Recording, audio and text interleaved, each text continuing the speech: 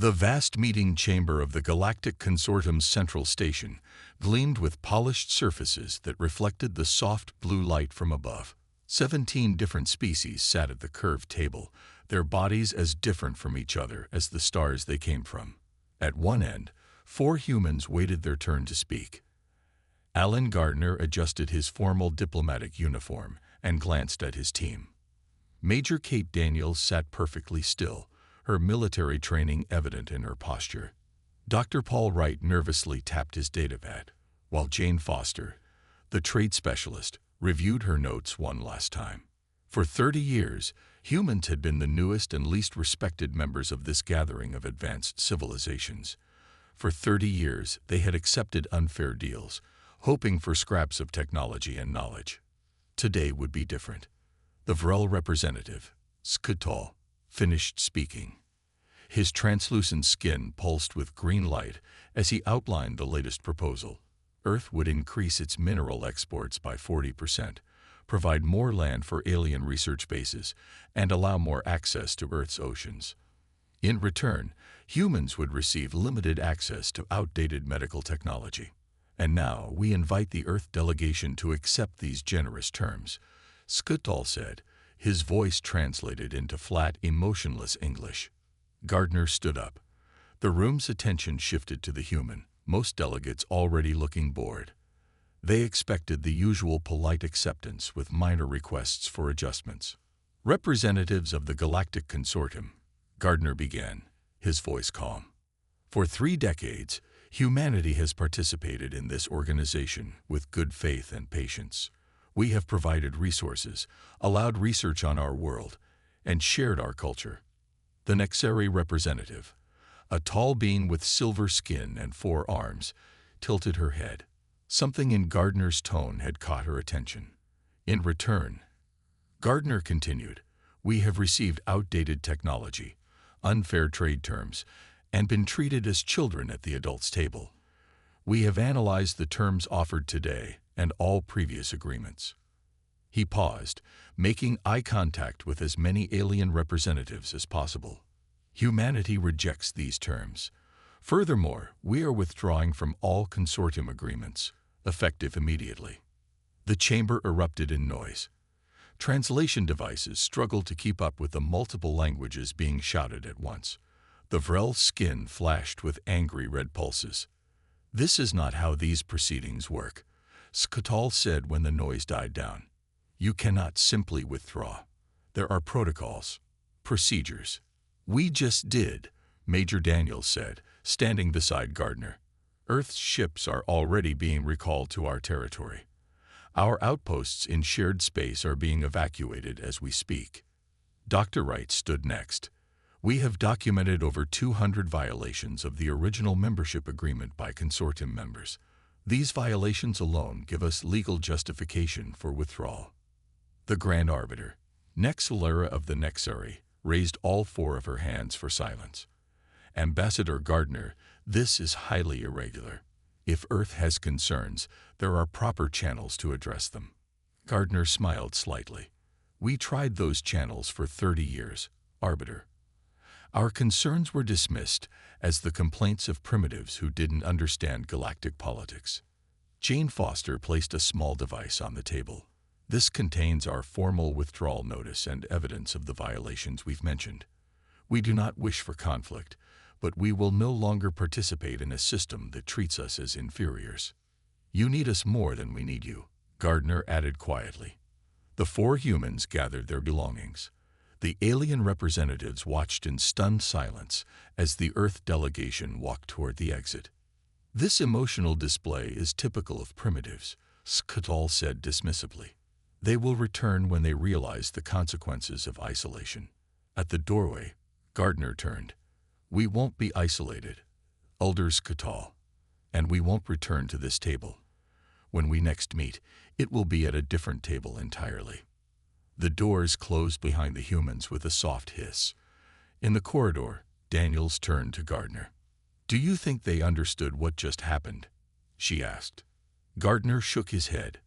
No. They think we're having a tantrum. They have no idea what's coming. How long until we're ready? Foster asked. 6 months, Gardner replied. 6 months until we show the galaxy what humanity can really do when we stop playing by someone else's rules. As their shuttle departed from the station, the 4 humans looked back at the gleaming structure that housed the consortium. For a moment, they felt small against the backdrop of stars and ancient alien power. It wouldn't feel that way for long. 6 months passed after humanity's exit from the Galactic Consortium. The alien representatives had expected desperate calls for readmission or signs of economic collapse on Earth. Instead, they received only silence. On the Consortium Central Station, Grand Arbiter Nex Lara called a special meeting of the Senior Council. Representatives from the 6 oldest spacefaring races gathered in a small, secure chamber. Our intelligence networks report unusual activity in the human solar system, Nex Lara said, her silver skin reflecting the dim light. They have recalled all ships and citizens. Their outposts sit empty. Their communication channels with non-Earth worlds have gone quiet. Elder Skatal of the Vrel made a dismissive gesture with his translucent hand. This is merely a show of defiance. They cannot survive without consortium trade. The archivist, a small being with gray skin and large eyes, disagreed. Humans were never as dependent on us as we led them to believe. Our analysis suggests they deliberately appeared more technologically primitive than they actually were. Impossible, Skatal said. We monitored their development closely. Did we? Asked Nex Lara. Or did we see what they wanted us to see?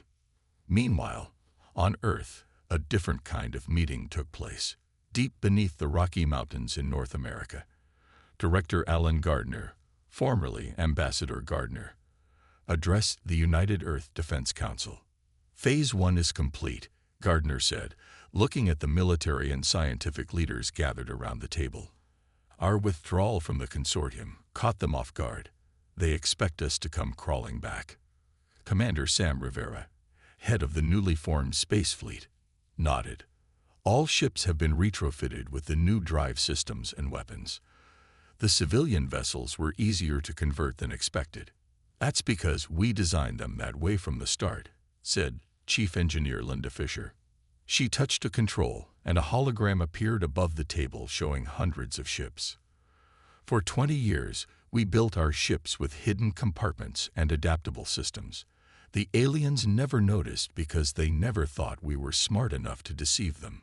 Dr. Paul Wright, now leading the Xenobiology Division, added, we finalized the non-lethal countermeasures.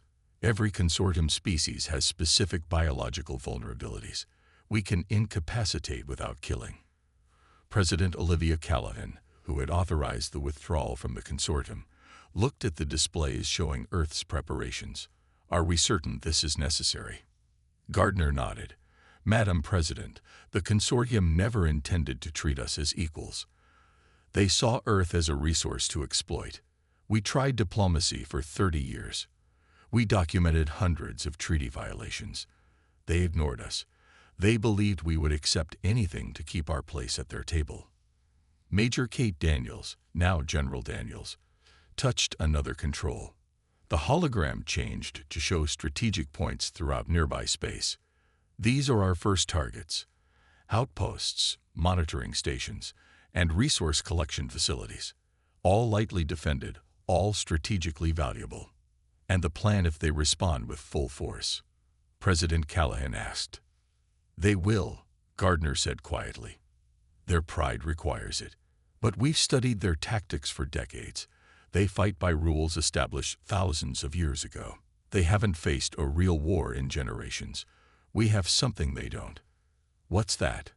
Asked one of the council members. Humanity, Gardner replied. We evolved on a competitive world. We think differently. We adapt faster. And we've been preparing for this moment since our first contact revealed their true nature. In space, orbiting Mars, the first fleet of human warships performed final drills. Captain Frank Miller walked the bridge of the flagship Defiant, inspecting systems and speaking with his crew. Remember, he told them, our goal isn't destruction. Our goal is to force them to listen, to respect us, no unnecessary casualties.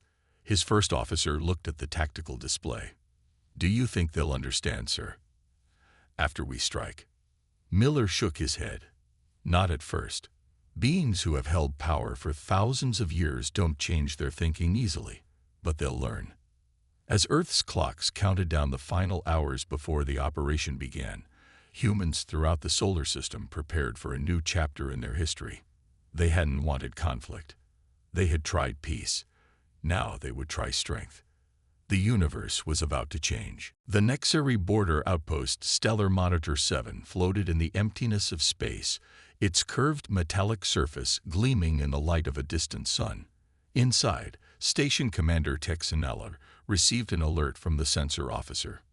"Unknown ships approaching from the direction of the Sol system," the officer reported. "Energy signatures do not match any known consortium vessels." Texanella moved her forearms in a pattern that showed mild concern. "Humans, perhaps. They have been silent for half a cycle. Prepare a standard greeting. They are likely coming to discuss returning to the consortium." The sensor officer adjusted the scanners. "Commander, these are not diplomatic vessels. These appear to be warships." Before Texanella could respond, the communication system activated. A human face appeared on the main screen. The man wore a dark uniform with simple markings of rank. "Nexari Outpost Stellar Monitor 7.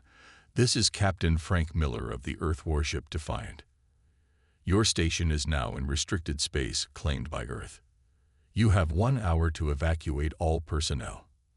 After that time, we will disable and dismantle this facility." Texanella stared at the screen in shock. No species had made such a direct threat to consortium property in thousands of years. "This is a violation of galactic law," she said. "The consortium will respond with appropriate force." Miller's expression didn't change. "We no longer recognize consortium authority or law.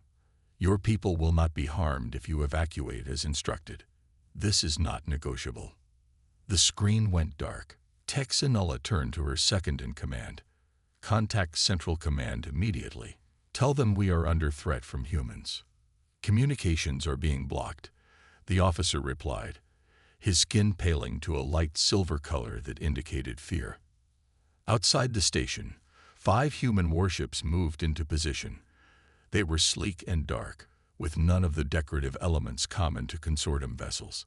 They were built for function, not appearance. "They're not evacuating," reported Lieutenant Ben Clark on the bridge of the Defiant. "They've activated defensive systems and are trying to contact their command." Captain Miller nodded. "As expected. Target their communication array and power distribution nodes. Non-destructive disabling shots only." Weapons Officer Lisa Young entered commands into her console. "Targeting complete. Ready to fire." "Proceed," Miller ordered. Beams of focused energy shot from the human ships, striking the outpost with surgical precision. The station's lights flickered and went out. Its defensive shields collapsed immediately. Inside the outpost, Texanella and her crew grabbed handholds as the artificial gravity wavered. Emergency lights cast an eerie glow over the command center. "What happened?" Texanella demanded. "How did they penetrate our shields so easily?" The engineering officer looked up from his damaged console. "Their weapons, they're using a frequency modulation that our shields weren't designed to stop. It's as if they knew exactly how our defenses work." "They did know," said the science officer quietly. "They've been studying us for 30 years while we thought they were primitive." Miller's face appeared on their emergency screen. "Your station is now disabled. Your life support systems will remain functional for 72 hours. That is more than enough time for you to board your escape vessels and leave. We will provide safe passage to the nearest consortium outpost." As the Nexari crew prepared for evacuation, similar scenes played out at 6 other locations across consortium space. Human fleets appeared at strategic outposts, issued the same morning, and disabled any facility that refused to evacuate. On the Defiant, Miller received reports from the other fleet commanders. All targets secured with minimal resistance. No casualties reported on either side. He opened a channel to Earth. Director Gardner appeared on the screen. Phase 2 complete, sir. All designated outposts have been neutralized. Consortium forces offered minimal effective resistance. Gardner nodded. Their central command will be in chaos right now. They've never faced anything like this. Prepare for Phase 3. The Consortium will respond with a major fleet action. When they do, we'll be ready. Miller looked at the disabled Nexari station through the view screen. Do you think they understand yet, sir? Why we're doing this? No, Gardner replied. But they will. Sometimes the only language bullies understand is strength. We tried words for 30 years. Now we're speaking in terms they can't ignore. As the human ships began the methodical process of dismantling the evacuated outpost for materials, news of their actions spread across Consortium space at faster-than-light speeds. The message was clear. Humanity was no longer asking for a seat at the table. They were building their own. The great council chamber of the Consortium Central Station had never seen such disorder. Representatives from all 17 member species shouted over each other as reports of human attacks spread. Grand Arbiter Nexalera called repeatedly for order, her silver skin flashing with stress patterns. Silence, she finally commanded, using the station's systems to amplify her voice. The room quieted. We must respond to this human aggression with unity and strength. Elder Skatal of the Vrel moved to the center of the chamber. These humans have violated the most basic principles of galactic civilization. They have attacked our outposts, stolen our resources, and challenged our authority. We must crush this rebellion immediately with overwhelming force. The archivist spoke next, his small gray form almost lost behind the speaking podium. Before we commit to military action, we should analyze their attacks. They disabled our facilities but caused no deaths. They allowed full evacuation of all personnel. This shows restraint and specific intent. Intent does not matter, Skatal replied. Only results. They have challenged the Consortium directly. If we do not respond, other species may think they can do the same. Nexalera considered both arguments. As Grand Arbiter, the final decision was hers. We will send a combined fleet to the human solar system. They will secure the return of our property and remind humans of their proper place in the galactic order. Fleet Marshal Vitan, the most experienced military commander among the Vrel, was given command of the punitive expedition. 200 ships from 12 different species gathered at the designated coordinates. It was the largest fleet assembled in over 500 years. Our orders are clear, Vitan told his captains via secure communication. We will enter the human solar system, disable their defensive capabilities, and demand their immediate surrender. The Grand Arbiter wants minimal casualties. These humans must be brought back into the Consortium, not exterminated. The massive fleet entered faster than light travel, their combined engines creating a spectacle of light visible from planets many light years away. They expected to find Earth poorly defended. Intelligence suggested humans had fewer than 50 ships capable of space combat. They were wrong. As the Consortium fleet approached the outer edge of the Sol system, they encountered something unexpected. Thousands of automated platforms forming a defensive sphere around the entire system. These were not ships but specialized combat units, each designed for a specific purpose. What are these devices?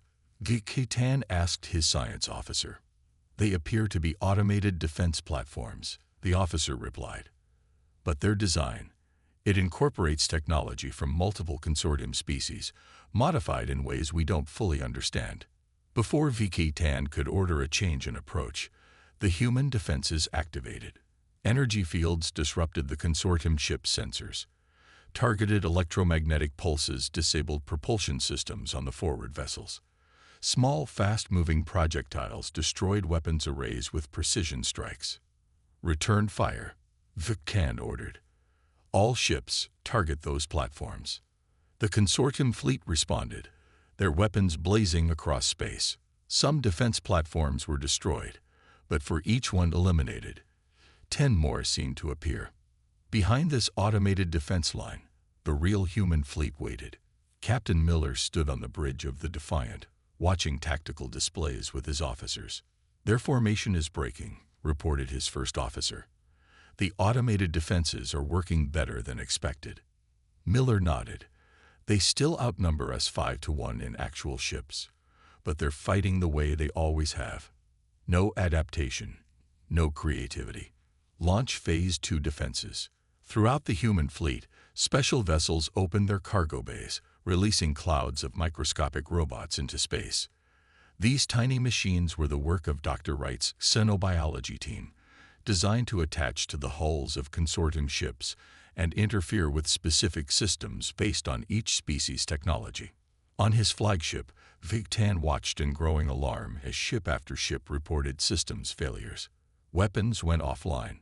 Navigation computers displayed false information. Communication between vessels became garbled or impossible. "How are they doing this?" he demanded. "No human technology should be capable of defeating our combined fleet." The science officer examined the readings from a captured defense platform. "Sir, this isn't just human technology. They've taken designs from every consortium species and improved them. They've been studying our weaknesses for decades." After 6 hours of battle, 60% of the consortium fleet was disabled but not destroyed. Life support systems on all vessels remained functional. No ships had been completely destroyed. It was a demonstration of power, not an extermination. Miller opened a direct communication channel to Victan's flagship. "Fleet Marshal, this conflict can end now. Your ships are disabled, but your crews are safe. Return to consortium space. When we're ready to discuss new terms, we will contact you." Victan, his pride wounded but his ship powerless, had no choice but to agree. The remaining functional consortium vessels collected their disabled comrades and began the long journey home. On Earth, Director Gardner received the news of victory with no celebration. "This was just the beginning," he told President Callahan. "Now comes the hard part." "What's that?" she asked. "Building something better than what we left behind," Gardner replied. "Power alone isn't enough. We need to create a system that works for everyone, not just the strongest. That's always been the plan." The one-day war, as it would later be called, was over. The real work was just beginning. The defeated consortium fleet limped home through space, their once proud ships now damaged and humbled. News of their failure spread quickly through the 17-member worlds. Species that had looked down on humans for decades now whispered in fear about what might come next. On the central station, Grand Arbiter Nexalera faced the harsh reality of the situation. Her four-armed form slumped slightly as she reviewed the battle reports with her inner council. "How did we not see this coming?" she asked. "How did we miss their true capabilities?" The archivist, his gray face showing unusual emotion, responded quietly. "Because we chose not to see it. We assumed humans were primitive because it suited our view of the galaxy. We never considered they might be hiding their true progress." Fleet Marshal Victan, his pride wounded from the defeat, added, "Their attack was precisely targeted. They knew exactly how each of our ships worked, down to the smallest detail. Every species' technology, every weakness." "A spy network?" asked Nexalera. "No," said the archivist. "Something much simpler. For 30 years, we invited them to our worlds, our stations, our ships. We showed them our technology freely, believing they could never understand it well enough to use it against us. They played the role of eager students while studying us like scientists." Meanwhile, on Earth, General Kate Daniels stood before the United Earth Defense Council in the Underground Command Center. Large screens showed the current positions of human forces throughout nearby space. "Phase 3 is complete," she reported. "The consortium fleet has retreated beyond our defensive perimeter. We now control all strategic points within 3 light-years of our solar system." President Callahan nodded. "Casualties?" "Minimal on both sides," Daniels replied. "As planned, we disabled rather than destroyed. 42 human injuries, no deaths. Estimated consortium injuries around 300, also no deaths. Director Gardner, looking tired but satisfied, added, "The point was to demonstrate our capabilities, not to start a war of extermination. We want to negotiate from strength, not create lasting enemies." Chief Engineer Linda Fisher approached the central display. "Our analysis of captured consortium technology confirms what we suspected. They'd been holding back on us. The technology they claimed was their most advanced is actually several generations behind what they use themselves." "Just as we suspected," said Gardner. "They never intended to treat us as equals." Dr. Paul Wright entered the room, carrying a data tablet. The xenobiologist looked excited. "We've confirmed our theory. All consortium species evolved in similar environments with similar biochemical bases. Their neurological systems share common features that humans don't have because we evolved on Earth in isolation. Which is why our non-lethal weapons work so effectively," said Daniels. "Exactly," Wright nodded. "We can temporarily disable their neural functions in ways that don't affect humans at all. It's a significant tactical advantage." In another part of the solar system, Captain Frank Miller's ship, the Defiant, approached a small rocky world orbiting a distant star. This planet wasn't on any consortium maps. Its inhabitants, the Krell, had been deemed pre-spaceflight and placed under consortium quarantine 500 years ago. "We're being scanned," reported Miller's first officer. "Their technology is basic but functional." Miller nodded. "Open a channel." On the view screen, a reptilian face appeared. The being looked surprised to see humans. "I am Captain Frank Miller of Earth," he said. "We've come to offer alliance and assistance to your people." The Krell representative's eyes widened. "The consortium forbids contact with our world. They say we are not ready." Miller smiled. "The consortium no longer makes those decisions. We believe every species has the right to determine its own path. We offer friendship between equals, not control." As similar scenes played out in other systems where the consortium had suppressed developing species, the balance of power in the galaxy shifted. Human ships established contact with 3 other quarantined civilizations, offering technology, trade, and respect. On Earth, Gardner reviewed these reports with satisfaction. "Phase 4 is underway," he told President Callahan. "We're not just creating a military advantage. We're building a coalition of species who share our vision for a more equal galaxy." "And when the consortium realizes what we're doing?" she asked. "Then they'll have a choice," Gardner replied. "Adapt to the new reality or become irrelevant. Either way, the old system is finished." Throughout human space, the people who had suffered under unfair consortium rules for decades watched with growing hope. The universe was changing, and humanity was leading the way. 8 months after the one-day war, the consortium central station received an unexpected message. A single human ship requested permission to dock. The station's security forces were placed on high alert as the small vessel approached. Dr. Nicole Harrison stepped off her ship alone, carrying no weapons. The human scientist wore a simple blue uniform with Earth's new symbol, a circle of stars surrounding her home planet. 4 different alien security teams watched her nervously. "I bring a message from Earth," she announced calmly. "My government wishes to open diplomatic channels." The news spread quickly through the station. Grand Arbiter Nexalara called an emergency meeting of the full Consortium Council. For the first time in its long history, the Council debated whether to accept a diplomatic message at all. "It's clearly a trick," insisted Elder Call, his translucent skin pulsing with angry red light. "They attack our outposts, defeat our fleet, and now expect us to negotiate." The archivist countered.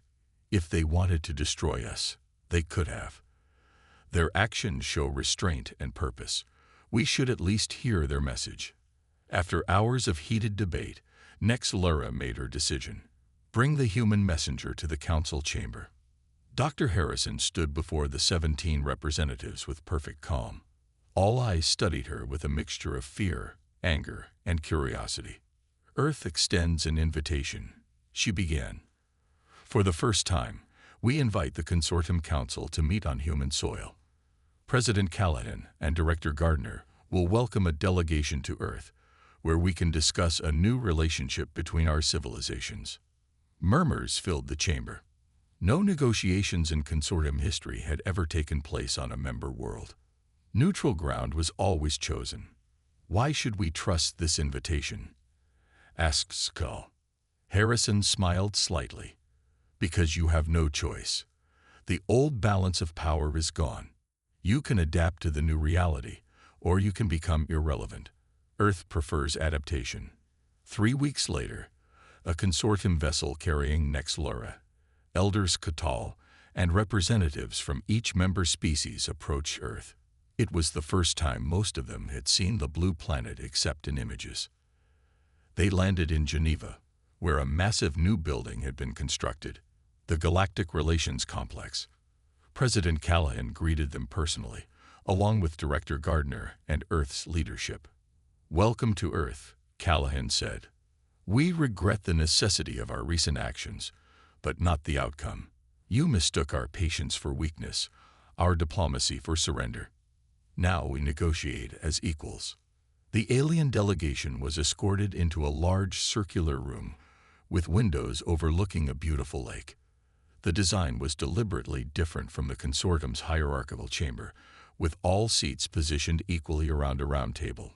Gardner opened the negotiations. "For 3 decades, we studied your civilizations while you dismissed ours. We learned that the consortium appears united on the surface, but is built on inequality.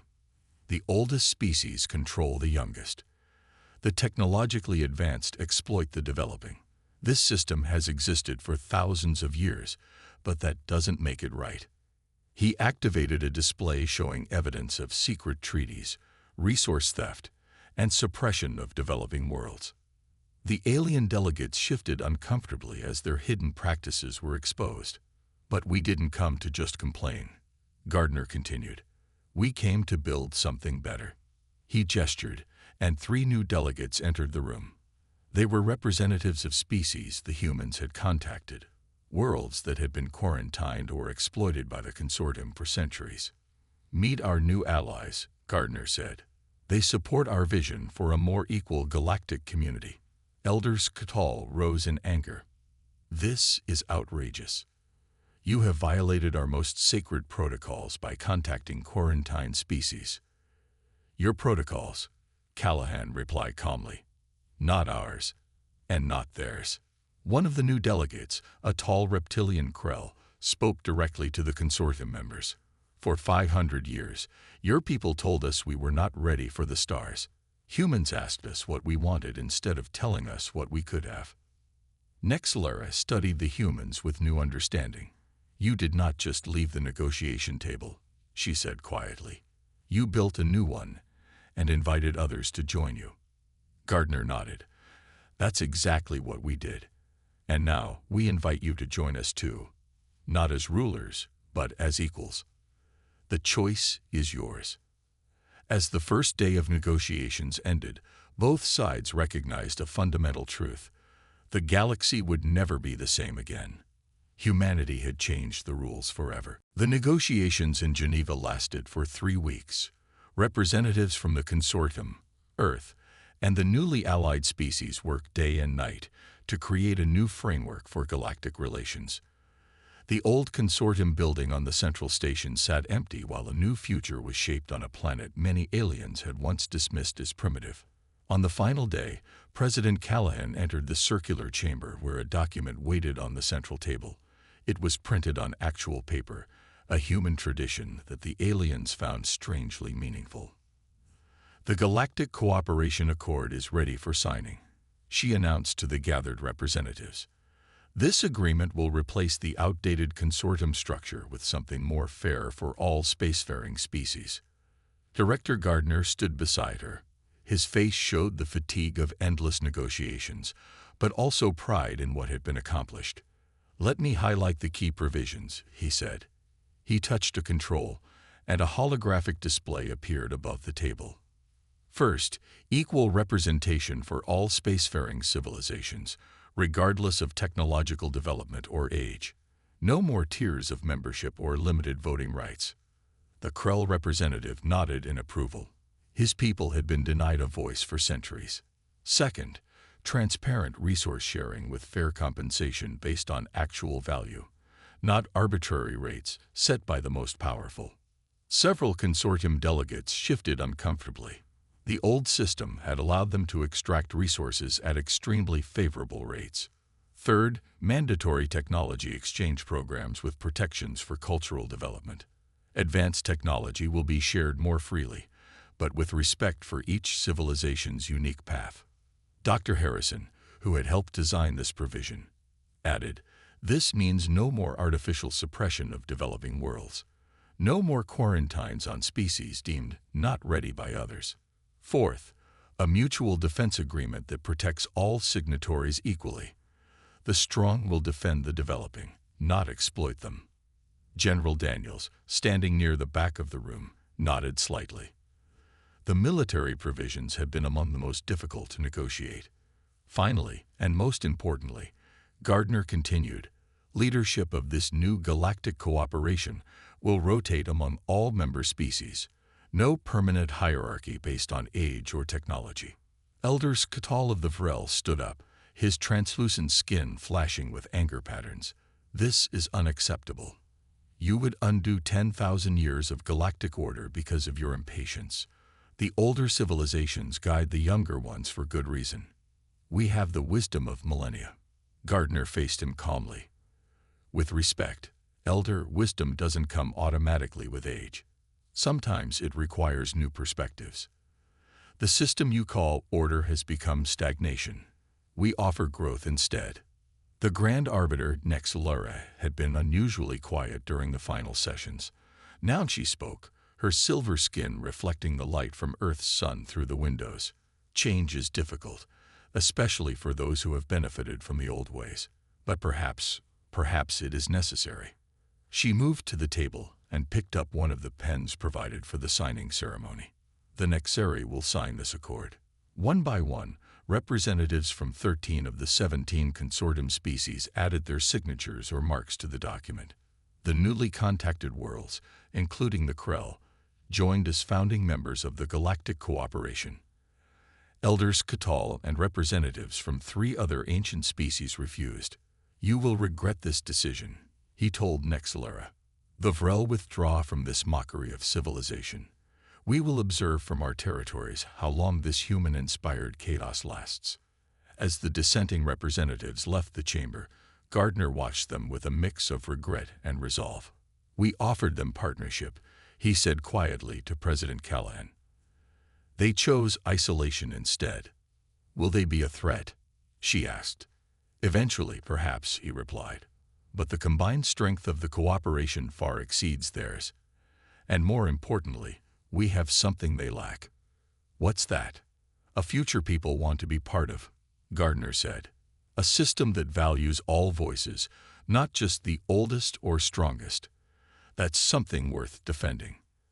As the signing ceremony concluded, news of the historic agreement spread across Earth and throughout the galaxy. The Galactic Cooperation was born, replacing a system that had endured for millennia. And it had all begun because humans refused to accept a seat at someone else's table. 5 years passed since the signing of the Galactic Cooperation Accord. The changes throughout known space were remarkable. The old consortium central station had been renamed Unity Station and redesigned to reflect the new order. Instead of hierarchical chambers and restricted areas, it now featured open spaces where representatives from all member species could meet as equals. Admiral Frank Miller, formerly captain of the Defiant, walked through the bustling main concourse. Around him, humans mingled freely with dozens of alien species. Some were former consortium members, others were newly contacted civilizations that had joined the cooperation. "Strange to see it like this," said his first officer, now Captain Ben Clark. "I remember when humans were barely tolerated visitors here." Miller nodded. "Hard to believe it's only been 5 years. Sometimes the most needed changes happen quickly once they start." On Earth, Dr. Nicole Harrison led a tour through the Xenocultural Exchange Center in Geneva. Thousands of aliens lived and studied alongside humans, while an equal number of humans were stationed on worlds throughout cooperation space. The exchange of ideas has accelerated technological development for everyone. She explained to a group of visitors. Medical breakthroughs, energy solutions, faster ships, all because we stopped hoarding knowledge and started sharing it. A young Krell student approached her after the tour. My grandparents tell stories of when our world was isolated by consortium decree. They never imagined I would study on Earth. Harrison smiled. That was the old way, deciding who deserves knowledge and who doesn't. The cooperation believes everyone has something to contribute. In orbit above Jupiter, Chief Engineer Linda Fisher supervised the construction of a massive exploration vessel. Its design combined technologies from 12 different species, creating something entirely new. The warp field generators are online, reported her assistant. Combined with the Nexeri gravitic systems, we're seeing 30% better efficiency than projected. Fisher nodded with satisfaction. Schedule the first test flight for next week. If all goes well, she'll be ready for her mission to the galactic core by month's end. The ship's name, visible on its gleaming hull, was simple but meaningful. Cooperation. In his office overlooking Lake Geneva, Director Alan Gardner prepared for retirement. After 35 years in service, including 5 leading Earth's transition to the new galactic order, he was ready to step down. A visitor was announced. Nexalera, now serving as the first elected galactic facilitator under the new system. Her silver skin had darkened slightly with age, but she moved with the same grace as always. Director Gardner, she greeted him. Your office informed me of your retirement. I came to offer the gratitude of the cooperation. Gardner gestured to a chair. No need for thanks. We all did what was necessary. I never understood. Nexalera said after a moment, why you humans pushed so hard. You could have simply taken your place in the established order, waited your turn for influence, as all species did before you. Gardner smiled slightly. That's the fundamental difference. You saw the galaxy as finished, a completed system where new species simply needed to find their assigned place. We saw it as unfinished, constantly evolving. He looked out the window to where the cooperation's flag flew, a circle of stars on a blue field. When the table you're invited to sit at is fundamentally unfair, sometimes you need to build a better table. Nexalera followed his gaze. The Vrel still refused to join us. They believe we have abandoned the proper order of things. They'll come around eventually, Gardner said, or they won't. The galaxy moves forward either way. On the bridge of the exploration vessel cooperation, Captain Heather Martinez reviewed final preparations for launch. Her crew included humans, Nexeri, Krell, and representatives from 9 other species. All systems ready, reported her first officer, a young Nexeri named Texanol. Destination laid in for the unexplored regions beyond the former consortium borders. Martinez nodded. Take us out, steady it as she goes. As the massive ship moved away from Jupiter, Texanol said quietly, the Vrel have a saying. The universe trembles when old foundations shift. Martinez smiled. On Earth, we say, sometimes you need to shake things up to build something better. The cooperation accelerated, its engines glowing brilliantly against the darkness of space. It carried with it the new principles that would forever change galactic civilization. Principles that began when humans left the negotiation table and forced the universe to listen.